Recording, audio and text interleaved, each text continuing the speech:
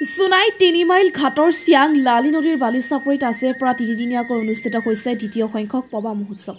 অৰণ্যখনৰ সুৰক্ষাৰ লগতে গ্ৰাম্য পৰ্যটন ইকো টুৰিজমৰ সম্ভাৱনা আৰু প্ৰয়োজনীয়তাৰ সম্পৰ্কে ৰাইজক সজাগ কৰাৰ ভৱিষ্যত প্ৰজন্মৰ মানসিকতা পৰিৱেশ প্ৰকৃতিমুখী কৰি তোলাৰ উদ্দেশ্য আগত ৰাখি মিচিং স্বায়ত্তশাসিত পৰিষদে গুৰুত্ব সহকাৰে এলানি পদক্ষেপ গ্ৰহণ কৰা হৈছে। জৈৱ বৈচিত্ৰ্য ভঁৰাল সোনাইৰ পবা অভয়াৰণ্যৰ চিয়াং লালি নদীৰ বালিচাপৰিত নৈসৰ্গিক সৌন্দৰ্যৰ মাজত আয়োজন কৰা এই দ্বিতীয় সংখ্যক পবা মহোৎসৱৰ প্ৰথম দিনৰ কাৰ্যসূচীত মহোৎসৱৰ তোৰণ মহোৎসৱস্থলী গ্ৰন্থমেলাৰ দ্বাৰ থলুৱা বস্ত্ৰ হস্তশিল্প থলুৱা খাদ্যমেলা নৌকা বিহাৰ আৰু ৰাফটিং চাইক্লিং প্ৰকৃতি শিবিৰ উদ্বোধন কৰা হয়। ইয়াৰ পিছতে বিভিন্ন বিদ্যালয়ৰ ছাত্ৰ ছাত্ৰীৰ সন্মিলনত যোগাসন বিজ্ঞান আৰ্হি প্ৰদৰ্শন ছাত্ৰ সংসদ কবিতা আবৃত্তি আৰু সংগীতানুষ্ঠান অনুষ্ঠিত কৰে। আমি সকলোৱে জানো বিশ্বজগতে এটা গোলকীয় উষ্ণতাৰ বা প্ৰাকৃতিক পৰিৱেশৰ সমস্যাৰ সন্মুখীন হৈছে, এইটো সকলোৱে গম পাইছে।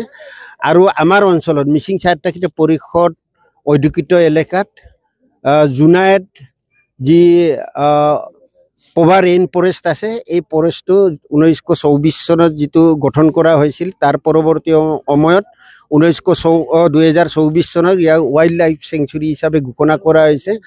আৰু এই পবা ৰেইন ফৰেষ্টটোক আমি এতিয়া মানে যিটো বৰ্তমান ৱাইল্ড লাইফ চেংচুৰী, এইটো সুৰক্ষিত কৰি ৰখাৰ কাৰণে অকল পবা ৱাইল্ড লাইফ চেংচুৰীয়ে নহয়, মিচিং স্বায়ত্তশাসিত পৰিষদ এলেকাত থকা দুলুং যিটো বনাঞ্চল আছে, এইটো সুৰক্ষিত কৰাৰ কাৰণে মিচিং স্বায়ত্তশাসিত পৰিষদে স্থানীয় ৰাইজৰ সহযোগত আমি উদ্যোগ লৈছোঁ। কাজিৰঙাত বাৰ্ড ফেষ্টিভেল আমি পাতিছোঁ আৰু আজিৰ পৰা 3 দিনা 7 ফেব্ৰুৱাৰীৰ পৰা 9 ফেব্ৰুৱাৰীলৈ যিটো ৱাইল্ড লাইফ চেংচুৰী পবাত এই পবা মহোৎসৱ আমি আজিৰ পৰা আৰম্ভ কৰিছে। এইখিনিত আমি জনগণক সচেতন কৰি তোলাৰ লগতে এই ৱাইল্ড লাইফ চেংচুৰীটো ভৱিষ্যতৰ কাৰণে আমি সুৰক্ষিত আৰু ইয়াক উন্নীতকৰণৰ কাৰণে আমি সকলোৱে ইয়াৰ স্থানীয় ৰাইজ তথা মিচিং স্বায়ত্তশাসিত পৰিষদৰ লগতে বিভিন্ন অনুষ্ঠান আছে, NGO আছে, তেওঁলোকে উদ্যোগ ল'ব।